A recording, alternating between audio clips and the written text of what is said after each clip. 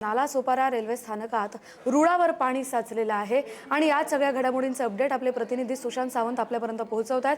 सुशांत, सध्याची तिथली परिस्थिती काय आहे? वसई विरारमध्ये काल 3 ते 4 दिवसांपासून प्रचंड मुसळधार पाऊस पडतोय। आज सकाळपासून पावसानं जोर धरलेला आहे आणि आज आपण पाहतोय की नालासोपारा रेल्वे स्थानकावर पाणी साचलंय। सकाळपासून सुरू असलेल्या पावसामुळे अर्थात वसई विरारमध्ये आपण जर बघितलं असाल तर पाणी साचलेलं आहे। आता नालासोपारा स्टेशनच्या परिसरात मी आहे। या ठिकाणी जर बघितलं असाल तुम्ही तर पूर्ण ट्रॅक जो आहे तो पाण्याखाली गेलेला आहे आणि त्यामुळे वाहतुकीवर याचा परिणाम जो आहे तो झाल्याचं बघायला मिळतोय।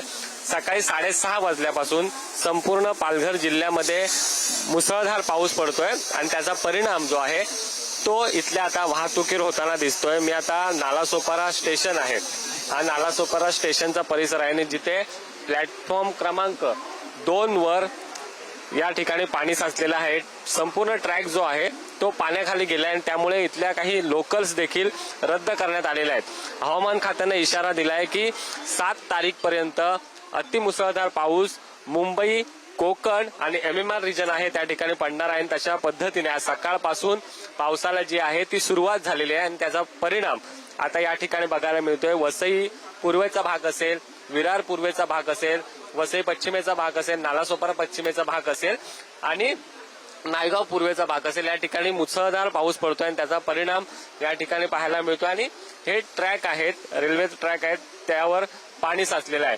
अर्थात प्रशासनाने देखील इथल्या स्थानिकांना आवाहन केलंय की गरज असेल तरच घराबाहेर पडा, कारण 2 दिवस पुढच्या 7 तारीखपर्यंत अतिमुसळधार पावसाचा इशारा हवामान खात्याने दिलेला आहे आणि आज सकाळपासून पडणाऱ्या पावसामुळे संपूर्ण रेल्वे ट्रॅक जो आहे तो पाण्याखाली गेलेला आहे आणि ही आत्ताची आपण ताजी दृश्य या ठिकाणी बघतोय। अजूनही पाऊस जो आहे तो सुरू आहे।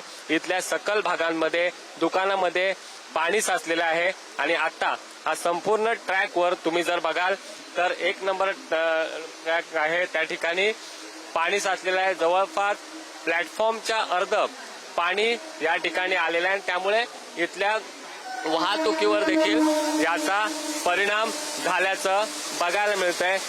लोकल सेवा जी आहे ती 15 ते 20 मिनिटांनी या ठिकाणी धावत आहे आणि खरं तर ही आत्ताची दृश्य आहेत।